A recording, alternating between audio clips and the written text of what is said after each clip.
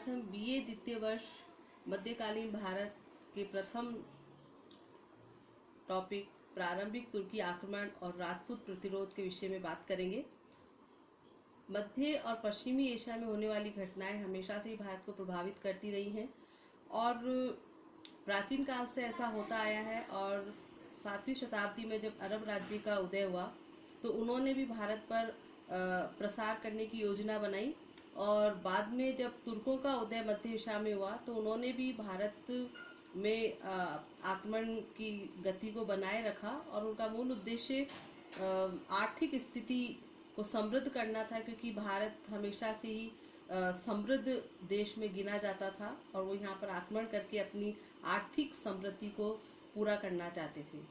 अरबों की सिंध विजय 711 ईस्वी से इस्लाम व भारत के मध्य प्रारंभिक संपर्क स्थापित करने में कामयाब हुई। अरबों ने मुल्तान पर अधिकार करने के बाद उत्तर पूर्वी सीमा से भारत के भीतरी भागों में प्रवेश करने का प्रयास किया, लेकिन वे सिंध से आगे नहीं बढ़ सके।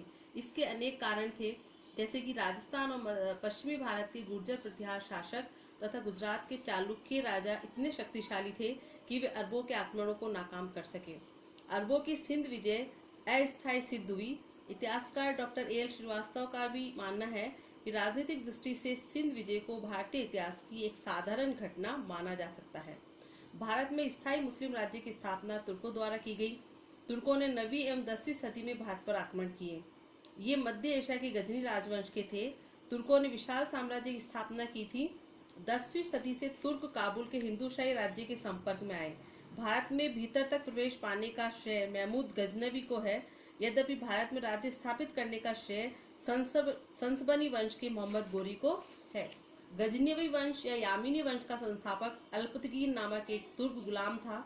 972 ईस्वी में उसके दास पिराई ने गजनी पर अधिकार कर लिया।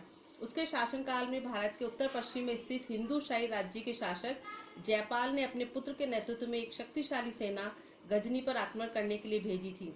पिराई की सेना ज़्यादा मजबूत नहीं थी, लेकिन उसके सेनानायक सुबुक्तगीन ने हिंदू शाही सेना को पराजित कर बाहर खदेड़ दिया। इससे सुबुक्तगीन गजनी में लोकप्रिय हो गया और अपनी इसी लोकप्रियता का फायदा उठाकर वह 977 ईस्वी में गजनी के सिंहासन पर बैठ गया। सुबुक्तगीन एक योग्य सेनानायक व महत्वाकांक्षी शासक था।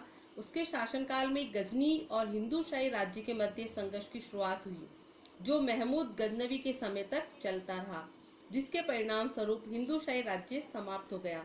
986 ईस्वी में सुबुक्तगीन ने हिंदू शाही राज्य के सीमांत दुर्गों पर आक्रमण कर उन्हें लूटा। वहां के राजा जयपाल और सुबुक्तगीन के मध्य गजनी और लगमान के पास युद्ध हुआ, किंतु अचानक हुई बर्फबारी ने जयपाल की सेना को तितर-बितर कर दिया और उसे एक अपमानजनक संधि करने के लिए बाध्य होना पड़ा। जयपाल ने क्षतिपूर्ति के रूप में 10 लाख दिरहम, 50 हाथी वे अनेक घोड़े सुबुक्तगीन को देना स्वीकार किया, लेकिन राजधानी लौटने के बाद उसने संधि की शर्तों को मानने से इनकार कर दिया, जिसके परिणाम स्वरूप जयपाल और सुबुक्तगीन के मध्य पुनः संघर्ष संभावित हो गया। सुबुक्तगीन ने पुनः हिंदू शाही राज्य पर आक्रमण किया। जयपाल ने यद्यपि अपने बचाव के बहुत सारे प्रयास किए और उसने अजमेर, कालिंजर और कन्नौज के राजपूत राजाओं के साथ मिलकर एक संगठन बनाया। लगमान के निकट दोनों पक्षों की सेनाओं के मध्य भीषण युद्ध हुआ, जिसमें तुर्क विजय हुए। परिणाम स्वरूप लगमान से पेशावर तक का समस्त भूभाग सुबुक्तगीन के अधीन आ गया। अब भारत में तुर्की राज्य की स्थापना का मार्ग खुल गया था। महमूद गजनवी ने भी राजकुमार के रूप में अपने पिता के साथ युद्ध में भाग लिया था। परिणामतः उसकी महत्वाकांक्षा भी यही रही कि वह आगे चलकर भारत पर आक्रमण करे।